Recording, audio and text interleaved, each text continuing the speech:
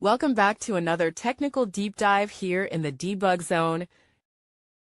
Today we're tackling a big question and breaking it down with insights from other users. Hopefully this clears up some misconceptions and helps you get the answer you need. So buckle up, stay a little curious, and let's jump right in.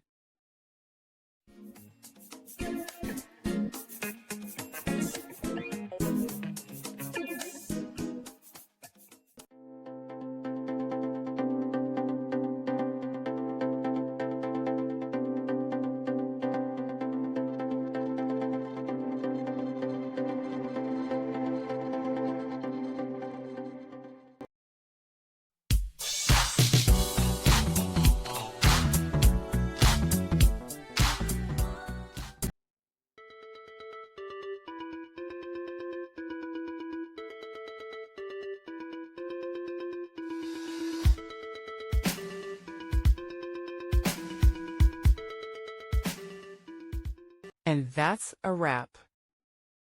I hope you found the answer you were looking for. If you did, take a second to hit that subscribe button. It really helps out. And let me know in the comments which solution worked best for you.